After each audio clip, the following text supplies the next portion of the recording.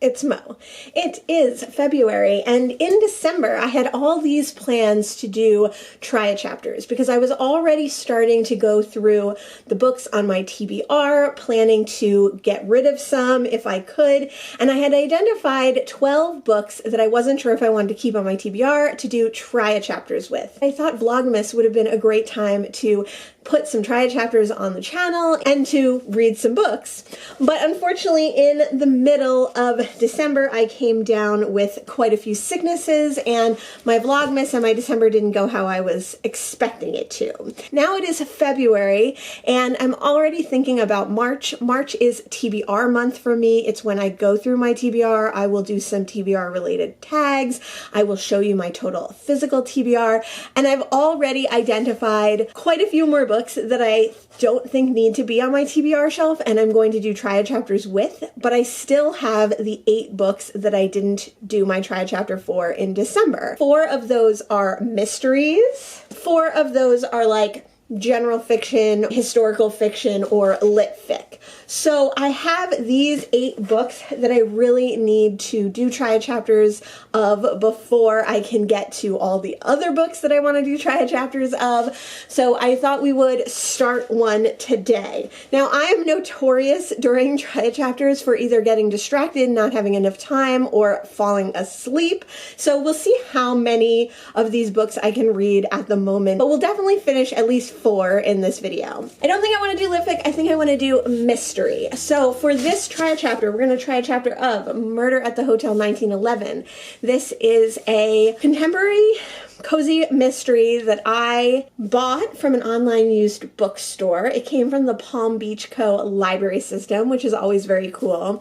I thought that this was a historical fiction cozy mystery when I got it, and then when it came, I read a couple of pages and I didn't know if it was for me. It does feature a neurodivergent character, so I don't want to just unhaul it without at least giving it a try. So we're going to read a chapter of Murder at the Hotel 1911 by Audrey Keown. Also from a used online bookstore, I got The No. 2 Feline Detective Agency by Mandy Morton, and this has a very similar story to the previous book, where I read a few pages of this during Leanna's Cat Lady Weekend reading sprints. So that is a readathon that Leanna from Leanna Reads puts on. I will list her channel down below, but I read a couple of pages and I'm not sure if this one's for me. It is narrated by cats. And then I picked up Things We Do in the Dark by Jennifer Hillier, which is a contemporary mystery suspense, but it's kind of like a domestic suspense, which usually isn't my thing. This one did sound interesting and I got it from a library sale. Jennifer Hillier seems to be hit or miss for some people. Some people really love her work, some people don't, or like Gabby Reads, love some of her books and dislike others. So I wanted to give it a try, even though I don't think it's going to be my bag. And then finally, I think I got this in a little free library, and it is Stuart Turton's The Devil and the Dark Water. The reason that I'm hesitant on this one is it's just so long. It's such a chunky book, but it does take place on a boat, which I enjoy books that take place on boats, and it is a historical fiction with some supernatural elements. So it is about a detective who is returning on a ship journey to wherever he is from, England, I assume, but I don't know that for sure. And he is actually accused of a crime and put in the hold. Someone else has to kind of solve the mysteries that are happening on the ship, and it may or may not have something to do with the devil. So those are the 4 books that I'm going to try a chapter of. I find that in try chapters, the chapters are wildly different lengths. And since I did actually read the first chapter of the No. 2 Cat Detective Agency or whatever, I'll probably read a couple chapters of that one. But when I read the first chapter of some of these, I will get back to you.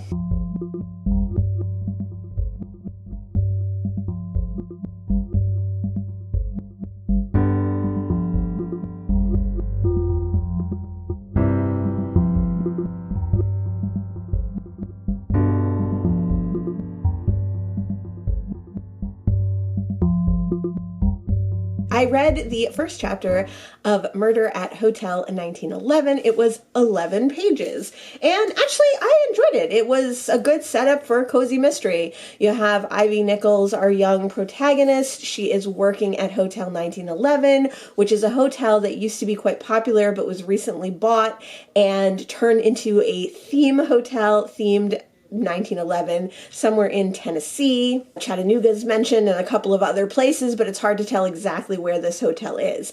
And now it is themed to be early 1900s, so she is wearing a costume dress, and she is checking in a disgruntled woman who, although they have her reservation, they don't have the rooms reserved that she wants. So Ivy is trying to fix that situation and come up with a solution, and she's talking a little bit about how if she had done that when she first started working there, she would have had a panic attack, but now she's able to control it and she's used to kind of dealing with customers. She goes into the kitchen and has interaction with the cook, who she obviously knows, and then she has interaction with a young man who works on a local farm delivering food, and maybe that will turn out to be a love interest. We also find out that Ivy is at the hotel for a very specific reason, and she's trying to uncover some secrets or find some things out about the past. That's all they tell us in the first chapter. So I quite like this. I definitely think the neurodivergence, panic attack / chronic illness potential,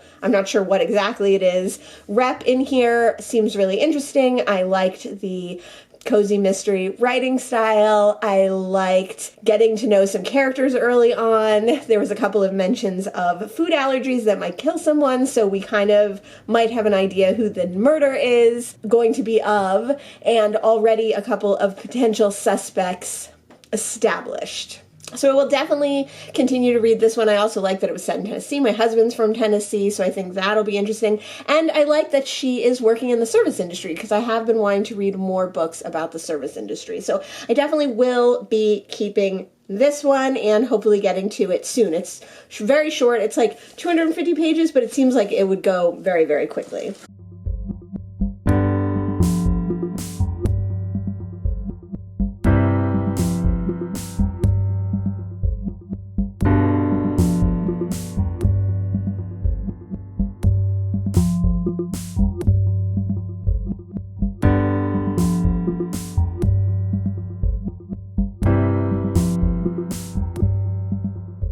I tried to read the next part of the #2 Feline Detective Agency by Mandy Morton. This one I had actually read up to the middle of chapter 3, but the chapters are quite long. So I tried to pick up where I had left off when I was doing those sprints, and I just really didn't like the way it was written. It's very twee, maybe is a word. It's very cutesy. All the animals have animal names, and although they're dealing with like grave robbers and a home for elderly felines, I don't know, it was very odd. So I didn't love this one, and I really didn't want to even continue reading the end of the chapter 3, which was longer than the chapter in this that I read. So I think this one, even though it is a cat cozy mystery, and although it is blurbed by my favorite author, I think this one is probably gonna get cut, but let's see what the other 2 books'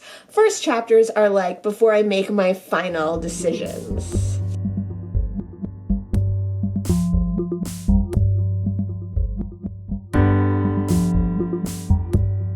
Is it a totally different day? Yes. But have I also read the first chapters of Things We Do in the Dark by Jennifer Hillier and The Devil in the Dark Water by Stuart Turton? Yes, I have. So let's talk about them in the order that I've read them. I read this one first. In our first chapter, we are introduced to the main character, I assume, Paris, who is a middle-aged, 30-something young woman, and as we discover her, she is surrounded by police. She is holding a razor blade, and her husband, who was 30 years her senior, is dead in the bathtub. We kind of work through the scene of her being arrested for his murder, and as she is processing that, she is also talking a little bit about her past and how she had to run from her past, and then she thought she was settled down with this comedian and actor who was retired, and she was so happy in her life with him, and needless to say, she did not kill him. This is the book, along with the Cat Cozy mystery book, was the one that I thought I would most likely be getting rid of, and I don't think that this is going to be a book for me. There's already been a lot of pop culture references. There's already been a lot of cursing and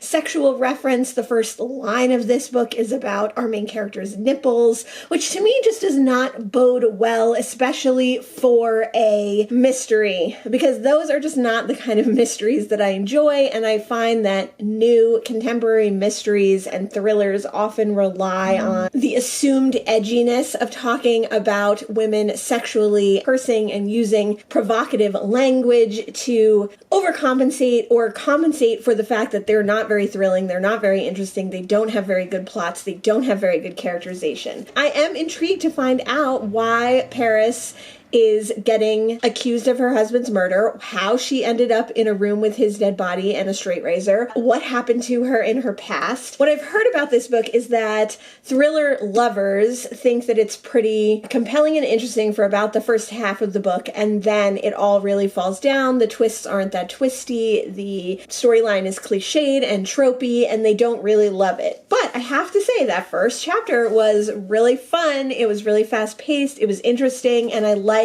the kind of non-linear vibe that it was giving. So I think I have to keep this one and at least read on a little bit more. This book is under 350 pages and it's going to be a page turner. It's going to read really fast, I'm sure. I think I could get through it very quickly.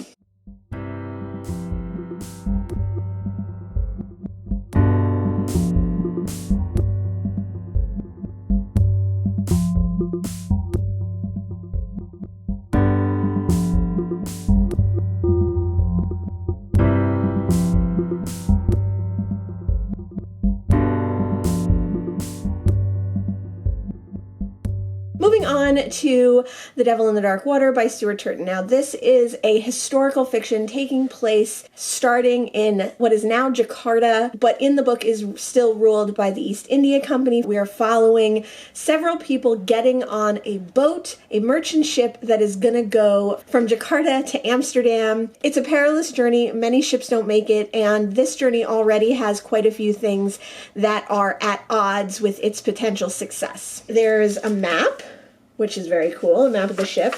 And then there's a little foreword kind of explaining the East India Company, what that was. And then there's a manifest and a list of passengers on the boat. And then we start the first chapter. Now, I read the first chapter, and it starts with two men, one of whom is a prisoner who is getting taken to Amsterdam for trial or incarceration or whatever. We're not quite sure. And one of the men is his, I guess, right-hand man or manservant, and he is protecting him as the locals are, like, throwing stones at him and stuff. And the whole time they're walking towards the ship, you're kind of learning that some of the people who have captured him are going to be the leaders on the ship, the rulers, the more prestigious people, and then there's these two characters. Next we meet a guard captain. As all these people kind of come together as they're boarding the ship, a leper talks to them. He's blind, he's infected, and they kind of back away from him, stay away from him, but what he says is that the ship is never going to reach Amsterdam, and that his master is on that ship, and that his master won't allow it to get to its destination. So we can assume that that is the titular devil, and that man who bursts into flames and dies horribly in front of the eyes of these three main characters that we've just seen is foretelling the devil and the dark water. So it's a historical fiction. I'm not that into historical fictions. It's very long. It's 450 pages, which is very long for me. But I am intrigued by this story and the idea of, is it supernatural? Is it not supernatural? The idea of what this devil is, of the prisoner and his agent or his fellow who is helping him. I don't know if I would be able to read this one physically, but I did recently find a free audio version of this, which I haven't listened to, so I don't know if I'll be able to listen to it either, but I'm going to try this one out on audio. Those were the 4 books that I tried in this Try a Chapter. All mysteries of some variety: mystery, thriller, cozy mystery, cat cozy mystery, and historical mystery. I'm definitely going to be keeping Murder at the Hotel 1911, which was an interesting cozy mystery, contemporary cozy mystery, but with a semi-historical setting. I am definitely going to be keeping Devil in the Dark Water, seeing if I like this one on audio. And then these are the 2 that I'm a little more hesitant on. I think for Things We Do in the Dark, I am going to be keeping it and maybe trying a few more chapters and seeing if I can read it quickly and just have a fun, fluffy thriller. And then I was 100% sure that I was going to get rid of the number 2 Feline Detective Agency because it's just so whimsical and cute and twee that I just really wasn't into it. But then I thought to myself that it's so short that I paid money for it. I think what I'm going to do is I'm going to keep this one, but I'm going to put it in my basement box books. So coming soon, there will be a basement box books video. I've been trying to get to it all year so far. One of the things that I want to do is some of the books that are on my current TBR that I'm not overly interested in the moment can go down in the basement as I'm bringing books up from the basement. So I think that's what I'm going to do with this one. So it is coming off my TBR, but it is not getting unhauled. And at the moment, none of the 4 books, none of the 4 mysteries that I tried are getting unhauled. Was it a productive Try a Chapter? No, not really. I didn't find a book that I'm dying to read, and I also didn't find any books that I could unhaul. What do you consider a productive Try a Chapter? Is it that you immediately want to read some of the books? Is it that you know that you won't be interested in them? Is it that it just satisfies your curiosity to these books and whether you'll want to read them or not? Let me know in the comments below. Also, let me know if you've read any of these books, if there's any that I should prioritize, or if you really think I should go ahead and get rid of some of them. Thanks so much for joining me today, and I'll see you in the next one. Bye.